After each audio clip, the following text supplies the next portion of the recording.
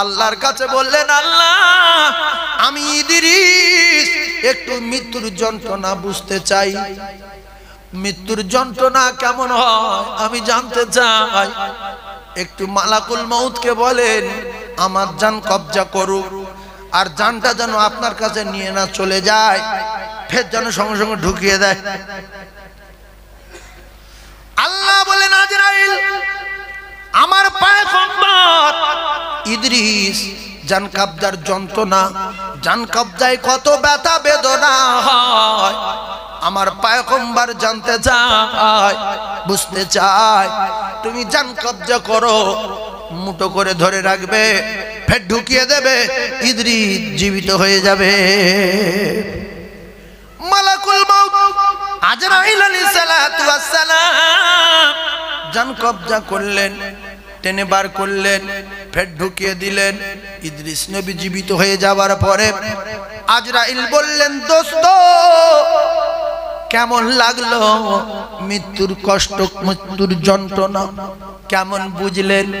ইদ্রিস নবী বললেন, দোস্ত আজরাইল মৃত্যুর যন্ত্রণা কি বলবো, একটা জীবিত মানুষের মাথার তালু থেকে পায়ের তালু পর্যন্ত জীবিত অবস্থায় চামড়া ছাড়িয়ে আনলে যত না কষ্ট হয়, তার চেয়ে মৃত্যুর যন্ত্রণা কত কোটি কোটি গুণ বেশি।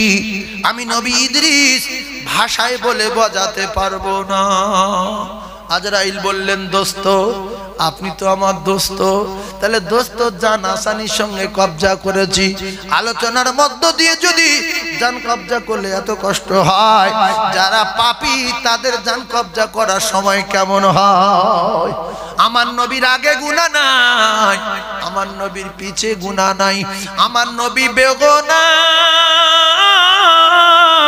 সেই বেগুনাহ নবীর জান কবজা করার সময় এত কষ্ট হচ্ছিল নবীর। আমার নবী বললেন, আজরাইল একটু দাঁড়াও, একটু দাঁড়াও। পৃথিবীর কোন মানুষ যদি বলে দাঁড়াও, আজরাইল দাঁড়াবে না, কিন্তু নবী যদি বলে দাঁড়াও, দাঁড়াতে হবে না, হবে না। আল্লাহ নবী বললেন, একটু দাঁড়ান।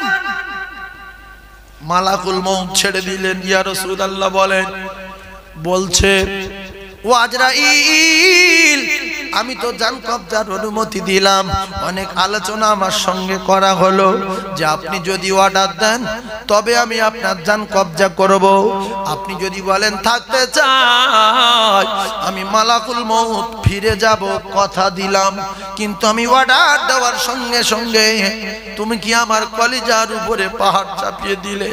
মালাকুল মউত বলছে, না ইয়া রাসূলুল্লাহ আপনি অমন কথা বলবেন না, আমি আপনার কলিজার উপরে পাহাড় চাপাইনি গো, শুধুমাত্র আঙুল ঠেকিয়েছি। নবী বললেন, আমার যদি এমন কষ্ট হয় তাহলে আমার গুনাহগার উম্মতের উপায় কি হবে? ওরা মৃত্যুর যন্ত্রণা সহ্য করতে পারবে না। আল্লাহর নবীকে সান্ত্বনা দিলেন, ইয়া রাসূলুল্লাহ আপনার উম্মত উম্মাতানির কথা দিলাম, তাদেরকে আপনি শুনিয়ে দেবেন, আমি কষ্ট দেব না। তারা যদি প্রত্যেক ফরজ নামাজের পরে পরে একবার করে আয়াতুল কুরসি তেলাওয়াত করে আর বুকে ফুঁক দেয়, আমি রাসূলুল্লাহ আমি মালাকুল মউত কথা দিলাম, তার মৃত্যুর কষ্ট আমি দেব না, আসানির সঙ্গে জান কবজা করব। এখন আয়াতুল কুরসি জানি না, নামাজ পড়তে যাই না, মৃত্যু হবে যদি বিশ্বাস করি, কষ্ট থেকে বাঁচবো কি করে বলুন বাপ? মৃত্যু একদিন হবেই হবে। পৃথিবীর কোনো টাকাওয়ালা বেঁচে দেখাতে পারেনি ডাক্তারের সহযোগিতা নিয়ে। কিছু মানুষ ভরসা রাখে ডাক্তারের উপরে, ডাক্তার বিরাট শক্তিশালী, ডাক্তার ভগবান, ডাক্তার আল্লাহ। সত্যি এ মানুষ, এরকম ডাক্তার দেখা যায় না। সেবারে প্রায় মারা গিয়েছিলাম, আমি গিয়ে 5 লাখ টাকা ফি দিলাম, 3 লাখ টাকা ঔষধের দাম দিলাম, দিব্যি বেঁচে গেলাম।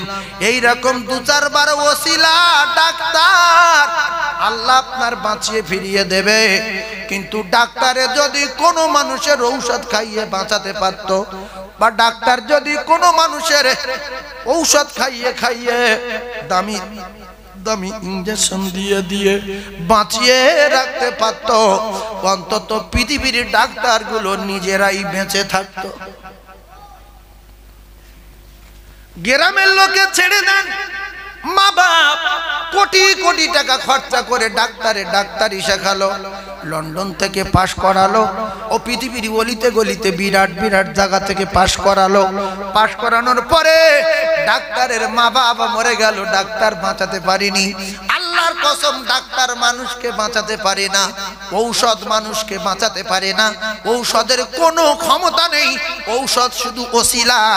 আল্লাহ যদি সেরে যেতে বলে তবে ঔষধ কাজ করে, তার আগে ঔষধ কাজ করে দেখাতে পারবে না।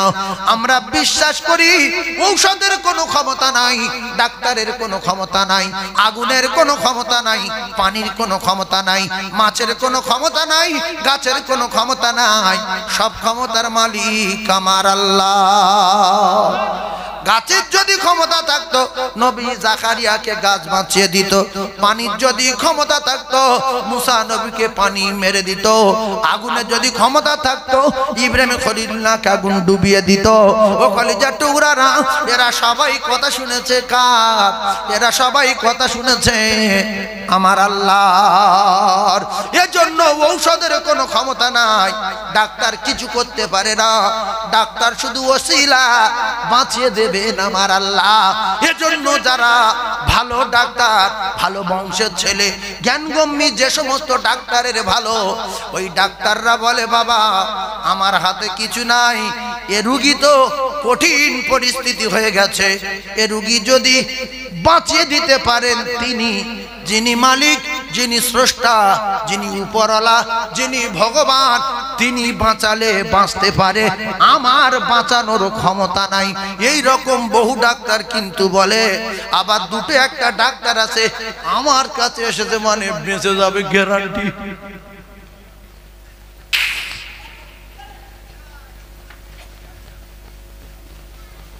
ডাক্তার সুগারের রুগী দেখছো, নিজে 450 সুগার। আল্লাহু আকবার। তাহলে হায়াতের মালিক কে? সব ক্ষমতার মালিক কে?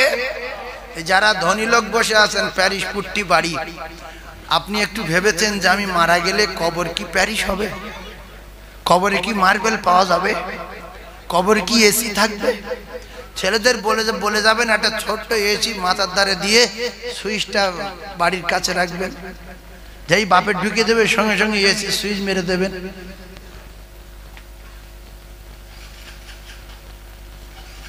মানুষ যখন মরে যাবে বাপের নাম ভুলে যাবে। মানুষ যখন মরে যাবে রে, তিনটে জিনিস আল্লাহ ছিনিয়ে নেবে। নাম্বার 1, আপনার নাম চিরজন্মের মতো দুনিয়া থেকে মুছে দেবে। যে ডাক্তার ঔষধ দিতেছিল নাম ধরে ধরে, করিম বাবু কেমন লাগছে, করিম বাবু ভালো লাগছে, বেঁচে যাবেন, কাল 11টায় ছুটি পাবেন, 3 লক্ষ টাকা জোগাড় করেন, 9টার সময় মেরে দেন, 11টায় ছুটি দেব করিম বাবু। এইবারে তার পরের দিন বেলা 10:30টায় এসে দেখতে করিম বাবু কাবু হয়ে গেছে, মরে গেছে। ডাক্তার অবাক হয়ে গেছে, কি করে বলল সুস্থ লোক, আর কিছু করার নাই। সঙ্গে সঙ্গে ফোন করতে, হ্যালো করিম নিয়ে যাও বলবে না লাশ নিয়ে যাও? আর করিম বলে না, মরে গেছে আর করিম বলে না কেন? করিম বলো। আল্লাহ বলে না ওরা কেউ করিম বলবে না, করিম বাবু লাশ হয়ে গেল। এইবারে গ্রামের লোক ফোন করছে, হ্যালো লাশ কত দূর? অ্যাম্বুলেন্সের ড্রাইভারে বলছে লাশ কত দূর? বলছে এই পোলেরহাট পার হচ্ছি, এসে গেছি। নিজের ভাই বলছে লাশ কত দূর? চাচতো ভাই বলছে লাশ কত দূর? বোনাই বলছে লাশ কত দূর? বাড়ি আসার পরে রে সবাই নাম জানে। বন্ধু বান্ধব এসে বলছে মাইয়েতের গোসল কখন, মাইয়েতের কাফন কখন? বল লতিফির গোসল কখন? বলে না, বলছে মাইয়েতের গোসল কখন, মাইয়েতের কাফন কখন, মাইয়েতের জানাজা কখন। নাম সবাই জানে কিন্তু কেউ বলবে না। 1 নম্বরে নাম ছিনিয়ে নিল আমার আল্লাহ। 2 নম্বরে এই জামা আরব থেকে এনেছি 1.5 লাখ টাকা দাম, মিশর থেকে এনেছি 60 লাখ টাকা দাম, আমেরিকা থেকে এনেছি 25 লাখ টাকা দাম, জাপান থেকে এনেছি জাইয়া, ইরাক থেকে এনেছি আন্ডারপ্যান্ট। ও কলিজার টুকরারা, আপনার ইন্তেকালের পরে আপনার জামা খুলে নেবে, আপনার স্যুট খুলে নেবে, গেঞ্জি খুলে নেবে, আন্ডারপ্যান্ট খুলে নেবে। নতুন জাইয়া যদি পরে থাকে 1-8 জনের রেখে দিতে পারে, তবে অধিকাংশ খুলে নেয়। খুলে নেয় না, 1-8 জন হয়তো নতুন জাইয়া যদি হয়তো 1-8 জন হয়তো পরে যায়, নাকি বলেন? কেটে নেবে, এই বাপজি বলতো জাইয়া কেটে নেবে।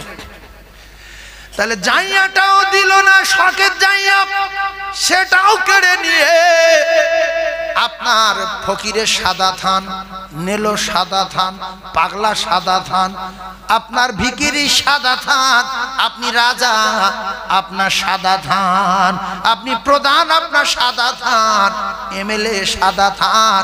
এই সাদা থান পরিয়ে দিয়ে জনমের মতো পোশাক ছিনিয়ে নেবেন আল্লাহ। 3 নম্বরে আপনার প্যারিস করা বাড়ি, পুট্টি করা বাড়ি রে মুসলমান, এসি দেওয়া বাড়ি, সিলিং করা বাড়ি, দরজা জানালাওয়ালা বাড়ি, এই বাড়ি কেড়ে নিয়ে এমন একটা বাড়ি ঢুকিয়ে দেবে, ওই বাড়িতে ডান দিকে তাকালে মাটি, বাম দিকে তাকালে মাটি, পিছন দিকে তাকালে মাটি, সামনের দিকে তাকালে মাটি। না আছে তার এসি, না আছে তার সিলিং, না আছে মার্বেল, না আছে টাইলস, না আছে জানালা, না আছে তার দরজা, সাথী নাই, বাতি নাই রে ওই ঘরে। আল্লাহর নবী জানান, যারা সাথী আর বাতি আর কবরে মার্বেল আর এসি লাগাতে চায়, এরা যদি 5 ওয়াক্ত নামাজ পড়ে আল্লাহর কাছে বলে, আমার আল্লাহ পাক এদের ইন্তেকালের পরে কবরে জান্নাতের এসি লাগিয়ে দেবে রে। তাহলে দুনিয়ায় যেমন সুখে ছিলেন, কবরে যদি এসি চান, কবরে যদি মার্বেল চান, কবরে যদি সিলিং চান, ছেলের মহব্বত, বিবির মহব্বত, বাচ্চার মহব্বত, টাকার মহব্বত কমিয়ে দিয়ে আল্লাহ এবং আল্লাহ রসুলের মহব্বত কলিজায় ভরে দেয়।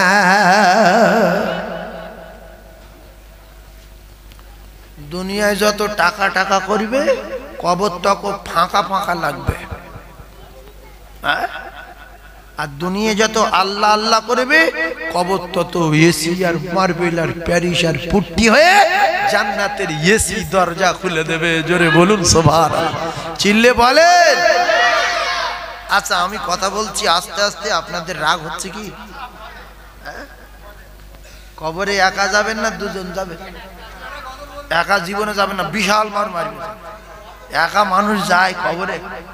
এমনি যদি আপনি ইরাকে যান, একা গেলে কিরম ছং ছং করে না গা? যে আরেকজন যদি হতো ভালো হতো, 4 জন যদি হতো ভালো হতো, 10 জন যদি হতো ইরাকে যাওয়ার সময়, আরো ভালো না খারাপ? আর যদি 1 জন যায়, ভয় ভয় করবে, ভাই বাবু ঠিক বলেছে। এইবারে আপনারা বোঝার চেষ্টা করুন, বিশ্বাস করুন আমি মিথ্যা বলিনি। আপনি যদি মনে করেন কাল সকালবেলা দুবাই যাব, দুবাই আপনি পারবেন, এক্ষুনি আপনার ভিসা হয়ে যাবে টাকার ক্ষমতায়, টাকার বলে। আর এই দুবাই যে কটা প্লেন যায়, ওতে মোবাইলে মেরে চেক করা হবে, কম্পিউটারে ফেলে কোন সিট খালি আছে, অমুক সিট 5টা কি 6টা, টাকার বলে আপনি চলে যেতে পারবেন। কলিজার টুকরা ভাইয়েরা, ঠান্ডা মাথায় বোঝার চেষ্টা করুন। আর যদি অনেক টাকা থাকে, তাহলে টাইম মতো একা একটা প্লেন নিয়ে চলে যেতে পারবেন। ঠান্ডা মাথায় বোঝেন। আর আপনার কাছে যদি পুঁজি না থাকে, পুঁজি, তাহলে আপনি এখান থেকে ভ্যানে উঠে সোনপুরে ব্রিজের উপরে যদি নামেন, টোটে উঠে, ওখানে যদি পয়সা না দেন, থবনা গুঁড়ো হয়ে যাবার সম্ভাবনা আছে।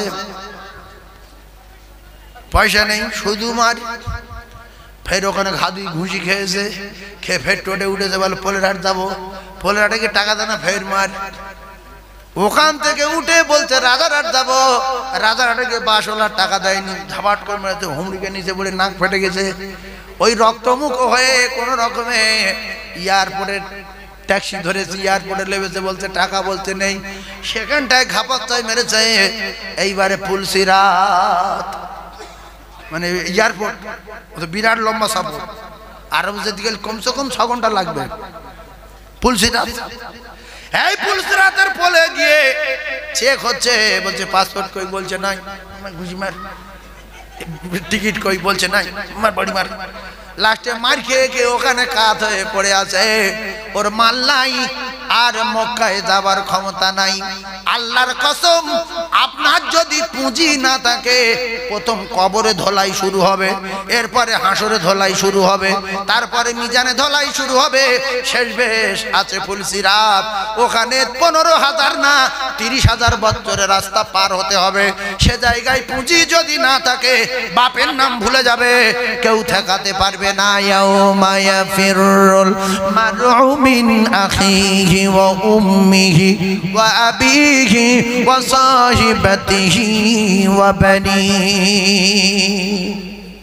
কেউ পরিচয় দেবে, কিন্তু নামাজ, রোজা, কলেমা, দরুদ, ঈমান, আমাল, দান যদি আপনার সঙ্গে থাকে, আল্লাহর কসম পুঁজি আপনার সঙ্গে আছে, কবরে যাওয়ার সঙ্গে সঙ্গে ফেরেশতারা বলবে মারবি, আপনার দান বলবে মারবি, দাঁড়া অমুক মসজিদের টাকা আমি, চল তোমার দাঁত ভাঙবে।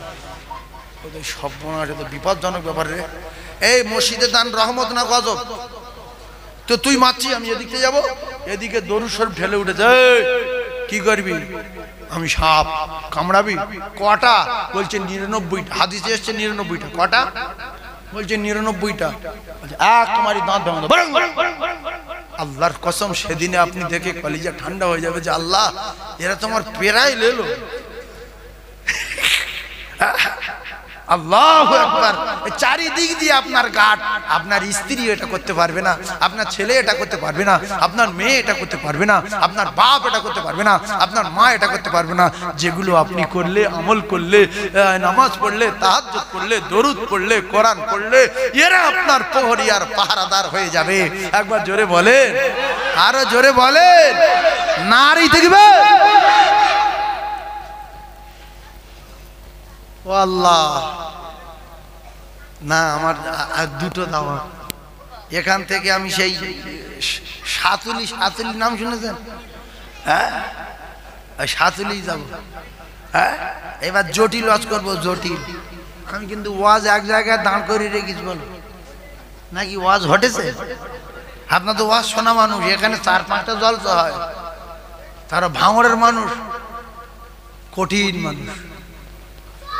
আল্লাহ পাক এদের কোনো দিক দিয়ে কমতি রাখেনি। লেখাপড়া, যোগ্যতা, মালে, দোকানে, ব্যবসায়, লোকজনে, গাড়ি বাড়িতে, রেকর্ডে, সব দিক দিয়ে 1 নম্বর। কালকেরে গিয়েছি এক জায়গায়, বলছে কোথায় বাড়ি? আমি বলছি বাসন্তী। বলছো তোমাদের ওইদিকে ভাঙড় না? ভাঙড় বলছেন কেন? বলছে না, ওই সবসময় খবরে দেখি তো ভাঙড়। তোমার কি ভয় হচ্ছে নাকি? বলছে না, ওদিকে যাই না। ও তাহলে একবার আমার বাড়ি আসে। ভাঙড়, আমার মনে হয় সারা ভারতবর্ষের লোক ভাঙড় চেনে। কেন চেনে আমি আর বলবো না। দরুদ শরীফ পড়েন, আল্লাহুম্মা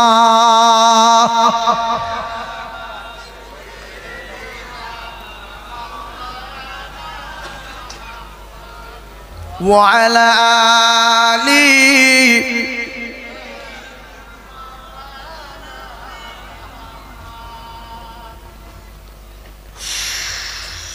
সাল্লাল্লাহু আলাইহি ওয়াসাল্লাম। আচ্ছা, এই লোক এত করতে কাজ না? না, আমার সাতুলি জলসা, সাতুলি 11:30 না। আমার ওই ভাইয়ের নামটা কি বললাম, ভুলে গেলাম। খোকন ভাই। খোকন ভাই বললো যে আমাদের ভাঙড়ে এখানে ব্যবসায়ী মানুষ, এরা সারাদিন কষ্ট করে, আর আমি ওদের কষ্ট দিতে চাই না, বুঝলেন? বাস্তব আমার সঙ্গে যেটা বলেছে। তো সেই জন্য তারপরে এ কথাও বলেছে যে সবার বাড়ি এই ভাঙড়ে না, আশেপাশে গ্রামে কেউ মোটরসাইকেলে যাবে, কেউ সাইকেলে যাবে, কেউ টোটোয় যাবে। আর এখানে যদি রাত 1টা বাজিয়ে দেই তোরা যাবে কখন, শোবে কখন, আর কি করবে? ভাত নাই দিলাম এখানে। বলছে যে পাহাড়ি বিরিয়ানি 12 হাঁড়ি বিরিয়ানি। এ মাইকে বলছি দোকানদার যে আসে আসে, কখন ভাই বলছে তুই মাইকি বলো, যে আসে আসে। 12 হাঁড়ি বিরিয়ানি, আল্লাহু আকবার। এই যে বিরিয়ানির খবর অনেক জায়গায় ওয়াজ করি, তো বলে হুজুর বেশি বিরিয়ানি টিরানি মাইকে বলার দরকার নেই, এই যা লোক আছে এই দিলে তাই অস্থির। অনেক জায়গায় বিরিয়ানি কম পড়ে, বলছে আরো 10 হাঁড়ি হলে তবে দেওয়া যেত। তো আল্লাহ পাকের অশেষ রহমত, আপনারা ভরে গেছেন, ফেরেশতাদের সঙ্গে বসেছেন বেহেশতের বাগানে। যতটুকু আলোচনা করলাম, আপনারা শিক্ষিত মানুষ, জ্ঞানী মানুষ, শুধু দোকান দোকান করে 1 ঘন্টা হয়ে গেল। শুধু দোকানদার কি করবে, 1 ঘন্টা হয়ে গেল। এইবারে একটুখানি রাসূলুল্লাহ সাহাবীদের দিকে যাব। আল্লাহ নবী সাহাবী, নাম হযরতে আব্দুল্লাহ আনসারী রাদিয়াল্লাহু তাআলা। কি নাম? আব্দুল্লাহ আনসারী রাদিয়াল্লাহু তাআলা। আল্লাহ রসুল দিন ও দুনিয়ার বাদশাহ বিশ্ব নবীর কাছে রিপোর্ট দিলেন,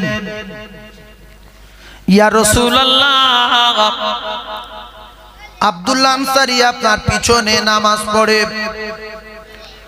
আর মুহূর্তের মধ্যে চলে যায়, আপনার পিছনে সময় দেয় না। ইয়া রাসূলুল্লাহ, ব্যাপারটা কি বোঝা যাচ্ছে না। আল্লাহ রসুল বললেন, ঠিক আছে, কয়েকদিন যেহেতু এইরকম করছে, চলো কয়েকজন মিলে যাব আব্দুল্লাহ আনসারীর বাড়ি, ব্যাপারটা কি জানতে হবে। আল্লাহ নবী আব্দুল্লাহ আনসারীর বাড়ি গিয়ে প্রথম সালাম দিলেন, উত্তর দিলেন না, আবার সালাম দিলেন, উত্তর দিলেন না। তৃতীয়বার সালাম দেওয়ার পরে আব্দুল্লাহ আনসারী বাড়ি থেকে বেরিয়ে এসে বিশ্ব নবীকে সালাম দিলেন।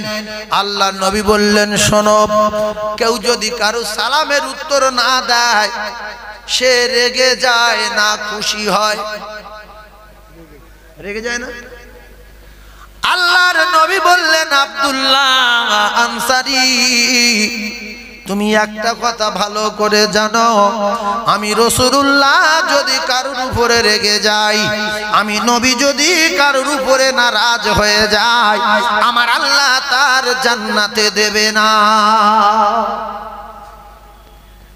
আব্দুল্লাহ আনসারী, আমি প্রথম সালাম দিলাম, উত্তর দিলে না কেন?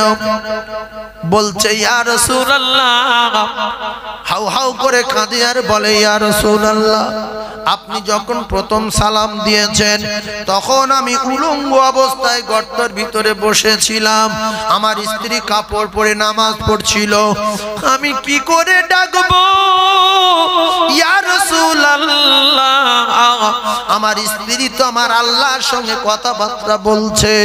দ্বিতীয়বার যখন সালাম দিলেন তখন আমার স্ত্রী নামাজ পড়ছিল।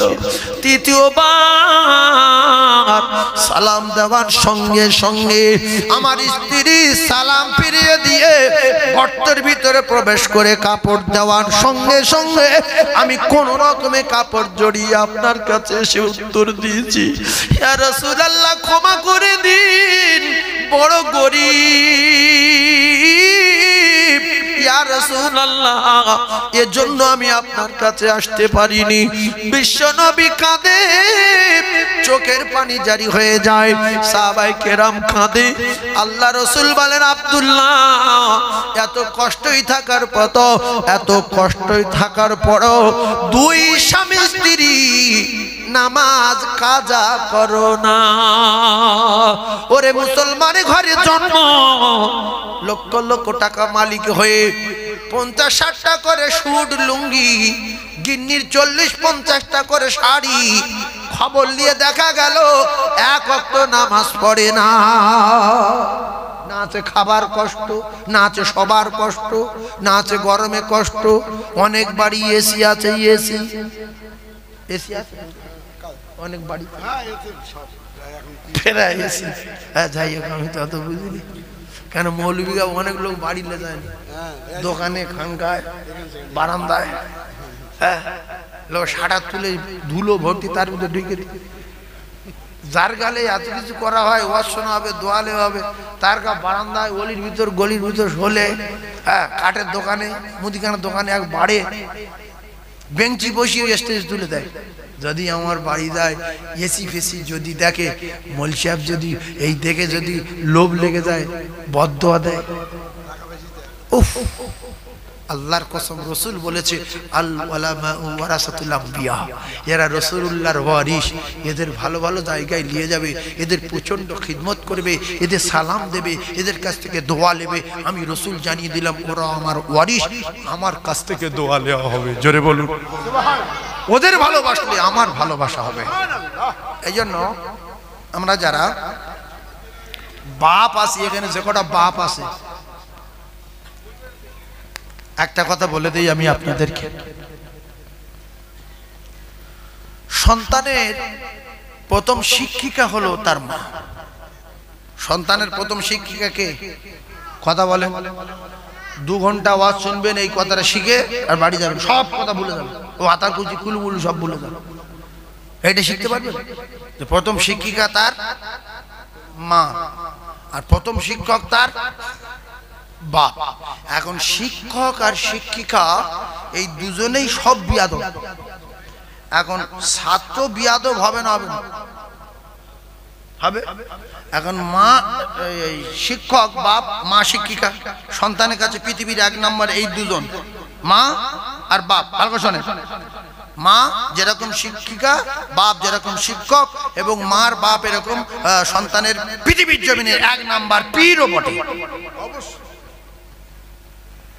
সেই দুটোর ভাষা হলো মাস্টার মাস্টারের গিন্নি ডাকে, এদিকে এই কোথায় রে? রান্না ঘরে, রান্না ঘরে, এদিকে উটি করেছি, উটি করেছি। এখন ছাত্রগুলো শিখছে না, শেখে না? ওর বাপ বলছে উটি করেছি, উটি। ছেলে কি রুটি শিখবে? রুটি শিখবে। ও উটি বলছে, মানে মাস্টার ছাত্র শেখাচ্ছে। আবার বলছে এদিকে এটি দে, উমাল কই, উমাল কই, নামাজ পড়ে যাবো, উমাল কই। রান্না ঘরে কি করছি? এই মনি এদিকে আয়, ভাত খেয়েছি, ভাত খেয়ে নে। এই শোন, গা ধুয়েছি, কোথায় গেছিস? কখন তো ডাকছি। এগুলো বলছি কেন? আল্লাহ শুনছে। অনেক জায়গায় বাঁশ বাগানে কোলে, এর ঘরে, ওর ঘরে, ওর বারান্দায়, ওর দোকানে বসে দিল, গিয়ে দেখছি ধুল ভর্তি। মনে মনে করি যে আল্লাহ 10 মিনিট থাকবো তো এত ধুল, তা যাই হোক বেশিক্ষণ তো থাকবো না, বড় কষ্ট হয়। পাশে দেখছি 2 তলা, এপাশে 4 তলা, ওপাশে প্যারিস, এবারে পুট্টি, ঘরে লাইটিং করা আছে, বোনাই, ভাইরা ভাই, খালাদা ভাই, পুত ভাই, ওদের জায়গা হলো, মৌলভী কটা জায়গা নেই। হ্যাঁ শোনে, এইবারে বাচ্চা বাচ্চা ছেলেরা এসে বলছে, এই হুজুর তুই কখন এসেছিলি? কেন? এ তো মাস্টার শিখিয়েছে, মাস্টার এই ভাষা শিখিয়েছে। একদম ঠিক কথা। ওর মা বাপ তো আপনি বলেনি কোনোদিন। ওর মা, ওর বাপ যদি গিন্নির বলতে, ফাতেমা শোনো, আয়শা এদিকে এসো, এটা দাও, অন্তত ছেলেমেয়েরা বলতো হুজুর কখন এসে, মানে হুজুর ভালো আছেন বা ভালো আছো, ও হুজুর ভালো আছো। তো মা বাপ তো প্রথম শিক্ষক আর প্রথম শিক্ষিকা। ছাত্রর আর ছাত্রীর, মেয়ের আর ছেলের জীবনে ভালোবাসা সামনে বলেনি, স্বামী স্ত্রী ভালোবাসা ব্যবহার করেনি। এখন ওই শিখেছে, শিখে বলছে এই হুজুর তুই ওয়াজ করবি তো? তাহলে হ্যাঁ ওয়াজ করবো। তা বলছে তোর আওয়াজ আঙ্গা মোবাইলে আসে। হাসবেন কেন? তোর আওয়াজ আঙ্গা মোবাইলে আসে, আঙ্গা মা শোনে, আঙ্গা আব্বা শোনে, আমি শুনি, তুই কখন ওয়াজ করবি? আর একটা ছেলে এসে বলছে, কোথাও কোথাও দেখা গেছে, হুজুর আসসালামু আলাইকুম, ভালো আছেন হুজুর, আপনি ওয়াজ করবেন? আমাদের বাড়ি, আপনার ওয়াজ হয়, আপনার ক্যাসেট আমাদের বাড়ি আছে, আমাদের মোবাইলে শুনি হুজুর। তাহলে ওর দ্বারাই বোঝা যাচ্ছে যে এর বাম্মা ভালো, এর বাম্মা বিয়াদব। এরপরে কপাল গুনে কলকাতায় বড় ওই ইঞ্জিনিয়ারের সঙ্গে আপনার সম্পর্ক হয়ে গেছে। ইঞ্জিনিয়ার বাড়ি আসলো, আমাদের মাওলানা আবু সাঈদ সাহেব হুজুর আপনার বাড়ি গেছে, সম্পর্ক হয়েছে, ভালো মানুষ, সাদা মনের মানুষ, সব জায়গায় যায়। এখন বাড়ি গিয়ে আপনি বসিয়েছেন একটা রুমে, ছেলের বলছেন কচি এই শোন এই নাস্তা দিয়ে, তা ও নাস্তা নে এইলে, ও খাওয়া মাথায় উঠে সাই সাহেব বলে কি রে ওর বাপ আমার আপনি আপনি করে, আর আমার বলতে এই নে। কিছুক্ষণ পরে বলছে তো ঘর কোথায়? সাই সাহেব বলছে তো ঘর কোথায়? তা বলছে আমার ঘর কোথায়? তুমি কি করো বাপ? বলছে আমি স্কুলে যাই।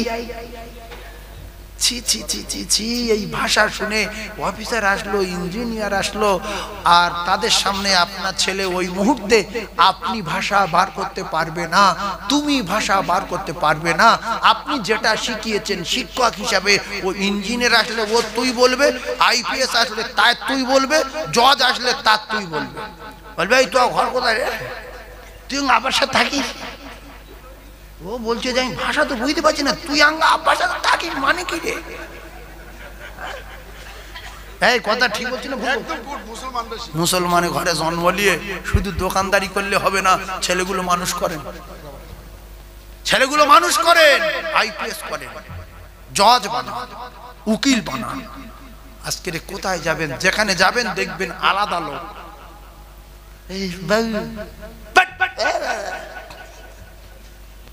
আল্লাহর কসম, রাসূল বলেছে কুল্লু মুসলিমিনা ইখওয়া।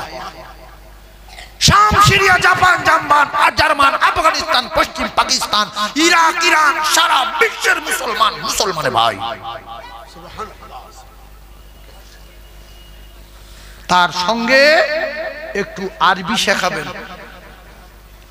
আরবিটা যদি আপনি শেখান উপকার কি হবে? আজকের ভাঙড়ে যদি উল্টো পাল্টা ড্যান্স হাঙ্গামা হয়, মাওলানা সাইদ সাহেবকে স্টেজে দেখবেন না, মাওলানা সিরাজ সাহেব, গালিব সাহেব, মরহুম হযরত মাওলানা আলহাজ মাওলানা জলিল সাহেব হুজুর, এদের সঙ্গে বহু জলসা এলাকায় করেছি। আমার মোটরসাইকেলগুলো কতবার যে গালিব সাহেব হুজুর গিয়েছে জলসায়, আল্লাহু আকবার, শেষের দিকে চোখ দুটো গন্ডগোল হয়ে গিয়েছিল। এই সমস্ত আলেম ওলামা, গজের মাঠে আব্দুর রহিম সাহেব বলি, গালিব সাহেব বলি, সিরাজ সাহেব হুজুর বলি, আমাদের মুরুম আব্দুল জলিল সাহেব হুজুর বলি, যত বড় বড় আলেম ওলামা বর্তমানে যারা আছেন, আমাদের হুজুর মাওলানা সাইদ সাহেব বলি, এরা ফাংশনে গিয়ে ডান্স দিতে পারবে? হ্যাঁ, ফাংশনে গিয়ে দাঁড়িয়ে থাকতে পারবে?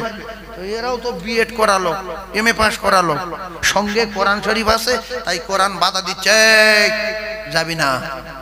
সুতরাং আমরা যারা এখানে শুধু পেলেন বিএ পাস, মাধ্যমিক পাস, উচ্চ মাধ্যমিক পাস, আমাদের যাওয়া সহজ হবে যে আমাদের ভিতরে নূর নেই, কোরআন নেই, জ্যোতি নেই, আলো নেই, কিচ্ছু নেই।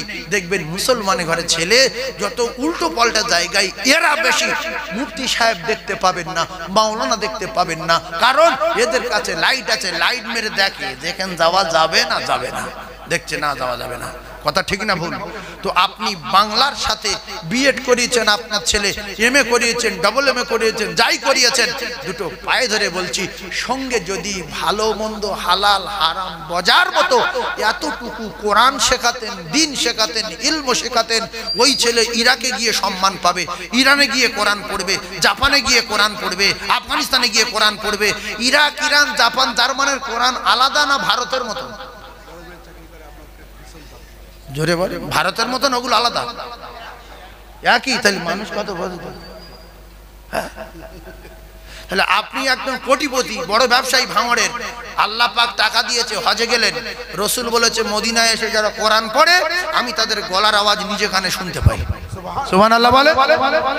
আপনি এত টাকার মালিক, কোরআন জানেন না, বড় জামা গাইতেছেন, মাথায় টুপি পাগড়ি, 2.5 কোটি লোক খাইয়েছেন, 350 ভাঁড়া জবাই করেছেন, করিয়ে আর আরবে গিয়ে রওজার পাশে চুপ করে বসে আছে। অন্য হাজি সাহেবরা বলছে, হাজি সাহেব বলছে সামনে, সব সামনে কোরআন শরীফ থাকে, বলছে কোরআন শরীফ দুনিয়ার লোক পড়ছে আর আপনি বসে আছেন, পড়েন। কি বলছে? তুমি পড়ো, আমি জানি না। মসজিদে আয়েশায় কোরআন পড়তে পারলেন না, জাতির লজ্জা। মসজিদে নববী কোরআন পড়তে পারলেন না, মসজিদে কুবায় কোরআন পড়তে পারলেন না, মসজিদুল হারামে কোরআন পড়তে পারলেন না, মসজিদে কিবলাতাইন, মসজিদে জুমা, মসজিদে সালমান ফার্সি, মসজিদে আলী, মসজিদে ওমর, মসজিদে আবু বকর, মসজিদে বেলালে পারলেন না। এলাকায় বিরাট নাম, অমুক 14 তলা বাড়ি, 37টা দোকান। হজ করে আসার পরে গ্রামের মানুষগুলো বলছে, হাজী সাহেব মাগরিবের নামাজটা পড়িয়ে দেন। বলে হবে না, কারণ আমি মুখ্য, তোমরা তো জানো। কোটি কোটি টাকা একটা আলেম ধরে তার বলেন যে তোর 1000 টাকা দেবো, কোরআন শরীফ শিখিয়ে দে, তারপরে হজে যাবো। হাজী সাহেব হয়ে মসজিদে কোরআন পড়তে পারবেন না? হাজী সাহেব হয়েছেন সারা মাস, রমজান মাস ভর ভ্যানওয়ালার বেটা, ফেরিওয়ালার বেটা, নেলোর বেটা, ডাব্বে বাড়ির বেটা, টোটোওয়ালার বেটা কোরআন শরীফ পড়ছে। আরে হাজী সাহেব চুপ করে বসে রয়েছে, বলছে কাকা পড়ো। বলছে তুই পড় না, অত বুড়ি মুখে তুই পড়, তুই পড়, তুই পড়। এ তো জানে না। তো মাত্র 15 টাকা খরচ। আমার বাপ বলি 15 টাকা। আগে 10 টাকা ছিল কায়দা, এখন 15 টাকা দাম। 15 টাকা দিয়ে খরচ করে জীবনে কোরআন যদি শিখে নিয়ে মাঝে মাঝে আয়াতুল কুরসি পড়েন, ফ্রি। আপনি বই দেবেন? আয়াতুল কুরসি পড়েন, 15 টাকা তো আর অনেক লোক বার করতে চায় না। 15 টাকা এতে জাহান্নামে যাই যাবো, কিন্তু 15 টাকা খরচ করা যাবে না। আচ্ছা শোনেন, রাসূলুল্লাহর জ্ঞান দেখবেন, রাসূলুল্লাহর জ্ঞান দেখেন। আমি যে ঘটনা বলছিলাম, যাবো একদিকে, রাসূলুল্লাহর জ্ঞানের কথা বলি। আল্লাহ রাসূল বলেছেন, খায়রুকুম মান তাআল্লামাল কুরআন ওয়া আল্লামাহ। ভালো করে বোঝার চেষ্টা করুন, শিক্ষিত ছেলে যারা আছেন, শিক্ষিত ভাইরা যারা আছেন, রাসূলুল্লাহ বললেন পৃথিবীর 1 নাম্বার শিক্ষকের নাম, পৃথিবীর 1 নাম্বার শিক্ষকের নাম হলো বিশ্বনবী হাবিবুল্লাহ। কারণ আমার আল্লাহ তার দোস্তকে ইন্নামা বুইস্তু মুআল্লিমান, আমার আল্লাহ তার দোস্তকে तमाम জ্ঞানীর জ্ঞানী করে পৃথিবীর জমিনে পাঠিয়েছে। জোরে বলুন। শোনেন, রাসূলুল্লাহর জ্ঞান দেখেন। আমরা তো অনেক লোক রাসূলের দই দিই যে নবী শুধু আরবি শিখতে বলেছে। শোনেন, আপনার ছেলে 1 ঘন্টা ইংলিশ দেন টিউশনি, 50,000 টাকা করে দেন মাসে। 1 ঘন্টা অঙ্ক দেন, 70,000 টাকা করে দেন। 1 ঘন্টা হিন্দি দেন, 90,000 টাকা করে দেন। ও কলিজার টুকরা, আর 1 ঘন্টা অঙ্ক দেন, 95,000 টাকা দেন। ও মুসলমান, রাসূল বললেন সব ঘন্টা ঘন্টা দিয়ে খায়রুকুম মান তাআল্লামাল কুরআন ওয়া আল্লামা। 24 ঘন্টার ভিতরে 1টা মিনিট আরবি টিউশনি দেন। Minute 1 minute. অনেক মুসলমান এটা মাথায় নিয়েছে যে আরবি পড়লে মাথার ব্রেন কমে যায়। নোংরা জিনিস ওটা। এই নোংরা জিনিস যদি মাথার ভিতরে ঢোকান কি হবে শোনেন। হজ করতে গিয়ে শান্তি পেলেন, মক্কায় গিয়ে শান্তি পেলেন, ইরাকে বেড়াতে গিয়ে আসরের পরে কোরআন পড়লে ইরাকি মানুষ পাগল হয়ে যাবে যে হিন্দুস্তানের মানুষ এত ভালো কোরআন পড়তে পারে। এরপরে জাপানে গিয়ে কোরআন পড়তে পারবেন। জাপানে মসজিদের ইমাম চলে গেছে, তার মা মারা গেছে, আপনি পাটি দাঁড়িয়ে নামাজটা পড়িয়ে দিতে পারবেন। আপনি আইপিএস হন, লয়ার হন, জজ হন, উকিল হন, ব্যারিস্টার হন, মাস্টার হন, ডক্টর হন, আপনার ভিতরে যদি কোরআন শরীফ থাকতো, আপনি যদি কোরআন শরীফ টিউশনি পড়তেন। ভাঙড় বাজারের ইমাম মাওলানা আবু সাইদ সাহেব হঠাৎ করে একটা কোনো রকমের সমস্যায় পড়ে জুমার নামাজের 11:30টার সময় চলে গেছে।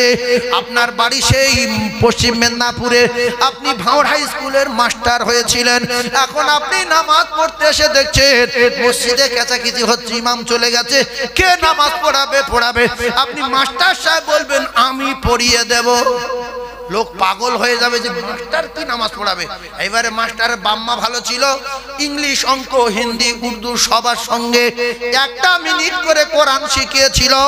তাই মাস্টার যখন খুতবা দিতে উঠে বলছে আলহামদুলিল্লাহ আলহামদুলিল্লাহি নাহমাদুহু ওয়া নাস্তাঈনুহু ওয়া নাস্তাগফিরুহু ওয়া নু'মিনু বিহি ওয়া নাতাওয়াক্কালু আলাইহি ওয়া নাউযু বিল্লাহি মিন শুরুরি আনফুসিনা ওয়া মিন সাইয়্যাতি আমালিনা। এরকম করে যখন খুতবা দিয়ে দিল মাস্টার, এবারে নামাজ পড়িয়ে দিল। ছোটবেলার কোরআন পড়া আলাদা, মাস্টার ধরে কোরআন পড়া আলাদা। নামাজ পড়িয়ে দেওয়ার পরে সবাই এসে মিলছে, এত বড় জ্ঞানী লোক আমাদের স্কুলে পড়ায়, এতদিন বুঝতে পারিনি। এ চুমো খাচ্ছে, ও বডি বুকে বুকে মিলছে, এ দাওয়াত দিচ্ছে, যেখানে দেখা হচ্ছে সালাম করছে। কারণ হলো মাস্টারের বাপের জ্ঞানগম্যি ভালো ছিল, তাই আরবিটা 1টা মিনিট করে টিউশনি দিয়েছিল। বাকি আপনি আপনার ছেলেকে যত শিক্ষা আছে শেখান, এরপরে আপনার কি লাভ হবে? ওই যে বাপের চোখ বেরিয়ে যাচ্ছিল, জিভ বেরিয়ে যাচ্ছিল, পায়খানা করে ফেলছিল, মৃত্যুর যন্ত্রণা, ছেলে বলতে আব্বা এরকম করছে কেন? আল্লাহ রাসূল জানান ওই ওই সময় বাপের বিরাট কষ্ট হচ্ছে। আর ওই ডাক্তার ছেলেটা, মাস্টার ছেলেটা, উকিল ছেলেটা, প্রফেসর ছেলেটা, আইপিএস ছেলেটা, লয়ার ছেলেটা, জজ ছেলেটা, ব্যারিস্টার ছেলেটা, ও যদি মাথার ধারে বসে আল্লাহর কোরআনের সূরা ইয়াসিন পড়ে আব্বার গায়ে ফুঁক দেয়, মৃত্যুর জ্বালা যন্ত্রণা 70 ভাগ দূরে সরে যায়। শুধু তাই না, আপনার doctor, master, professor, IPS, lawyer, মন্ত্রী, এমএলএ, আপনার বেটা মুফতির দরকার নাই, মাওলানার দরকার নাই, হাফেজের দরকার নাই, কারির দরকার নাই, কারণ আপনার ছেলে কোরআন জানে, নামাজি, হলো প্রফেসর, আইপিএস, লয়ার, জজ, বড় ব্যবসায়ী। আল্লাহ নবী বলেন ওই বাপের ইমামতি বেটা করবে, মুফতি না, মুহাদ্দিস না, হলো উকিল, হলো ব্যারিস্টার, হলো জজ, হলো মাস্টার। ও কলেজের টুকরারা, বেটা জানাজা আর ইমামের জানাজা আসমান জমিন ফেরা হয়ে যাবে। এজন্য আমার আল্লাহ বলেন বেটারে, বেটি রে, তুই তোর বাপের জন্য কাঁদ। গ্রামের লোকের কান্না আর নিজের বাপ হারা কান্না, নিজের মা হারা কান্না আসমান জমিন ফেরা হবে বলে আল্লাহ নিজে শিখিয়ে দিলেন রব্বির হামহুমা কামা রাব্বায়ানি সগীরা। তাহলে কেন আপনি আপনার ছেলেটার ভবিষ্যৎ নষ্ট করছেন? সারা জীবন বিউজ্জিতি হবে। ইরাকে অপমান, মসজিদে অপমান, মসজিদে কুবায় অপমান, মসজিদে কিবলা অপমান, মসজিদে নববী অপমান, গ্রামে এসেও অপমান। তো গ্রামের লোক যখন বলছে যে কাজ করো, এশার নামাজটা পড়িয়ে দিও হাজি সাহেব, তোমার দোয়ান 40 দিন 41 দিন কবুল হবে। এশার নামাজটা বলছে আচ্ছা দেখা যাবে। এসব মানে লজ্জা পাচ্ছে, কি করবো, ফেসে গেল, ফজরে হবে না। লাস্টে বললে কাজ কর, কাল জোহরে আসিস। কখন আসতে বললো? জোহরে। মানে কি বলো? হ্যাঁ, হুজুর বলছে যে সুরভ পড়বে আর আল্লাহ শুনবে, কেউ শুনতে হবে না, ওতে ওইভাবে চেপে যাবে। সেই জন্য প্রত্যেকে 15 টাকা করে খরচা করে আমি সবার দুটো পায়ে ধরছি। দোকানদার ভাই, আপনি একটু শিখেলাম, দোকানে বসে বসে যখন ভিড় নেই আলিফ একটা শব্দ পড়বেন একদিনে, তারপরে বা পড়বেন, তারপরে তা পড়বেন, একটা করে একদিন পড়েন। আল্লাহর কসম আপনি কোরআন পড়লেন, এই আলিফ বে তে সে জিম হে খে বা আলিফ বা তা সা জিম হা খ, যেরকম কায়দায় পড়বেন আপনি কিন্তু কোরআন শরীফ পড়ছেন। এই আলিফ বে তা সা খ জিম হা খ দাল জাল র জ সিন সিন সদ ত জ আইন গাইন ফা কফ কফ, এগুলো সব কোরআন শরীফের ভিতরে আছে না নাই? জোরে বলে। তাহলে আপনার খরচ হবে 15 টাকা। এই 15 টাকা খরচ করে এবারে অনেক মানুষের হজ হবে সামনে বছর, এবছর থেকে নিয়ত করে পাসপোর্ট জমা দিয়েছে, 50,000 টাকাও জমা দিয়েছে। তাহলে তোমার হজ সামনে 6 মাস বাকি, তাহলে তোমার তো 2 মাসে কোরআন তুমি ধরে নেবে, 2 মাসে কোরআন ধরে নেবে। তাহলে তুমি বলো যে বাবু হজ 6 মাস বাকি, এখন আমার তুমি 3 মাস পড়াও বা 4 মাস পড়াও, আমি যেন কোরআন শরীফ দেখে ভালোভাবে পড়তে পারি, আমার জবানে রাসূলুল্লাহ রওজার পাশে বসে আমি যেন আল্লাহর নবীকে কোরআন তেলাওয়াত করে শোনাতে পারি। এই কোরআন তো আপনার সঙ্গে কবরে যাবে। আমি আয়াতুল কুরসি পড়তে বলছি, প্রত্যেক ফরজ নামাজের পরে পরে রাসূলুল্লাহ বলেছে তার জান্নাতে যাওয়ার কোনো বাধা থাকবে না, শুধু একটা বাধা পাবে, মৃত্যু, মরবে, ডাইরেক্ট আল্লাহর জান্নাতে যাবে। অনেক মানুষ কষ্ট পাচ্ছে যে আমি আয়াতুল কুরসিটা জানি না, তাহলে এই আমলটা করতাম। আল্লাহর রাস্তায় বলছি 2 থেকে 3 মাস কায়দা পড়েন, আপনি অটোমেটিক কোরআন পড়তে পারবেন। তা আপনি দায়িত্ব নেন, সব বই ফ্রি দিতে হবে, সব বই ফ্রি, আর যারা পড়বে তাদের ফ্রি। শনিবার রবিবার পড়াবেন, ঠিক আছে। ও কেউ পড়বে না, ওতে নেই। যে শিক্ষায় ব্রেন কমে যায় তাতে নেই, ব্রেন থাকবে না মাথায়। আল্লাহ একবার দরুদ শরীফ পড়েন, আল্লাহুম্মা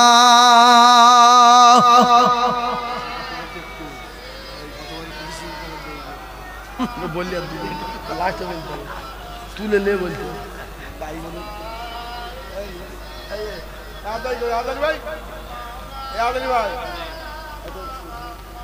তাহলে স্বামী স্ত্রী ভাষাটা ভালো ভাষা হলে সন্তান ভাষা শিখবে।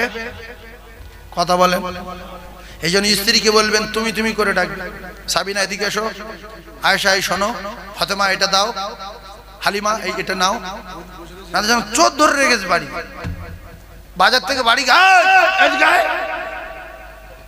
ছেলে বলছে এই আব্বা এদিকে আয়। ও কি আপনি শিখবেন?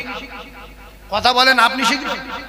আপনি আপনার স্ত্রীকে বলছেন এই এদিকে আয়, ওইটা ছেলে শিখে নিল। কেন? যুগ যুগ ধরে তো এই এদিকে আয়, এই শোন, এই পানি লিয়ে আয়।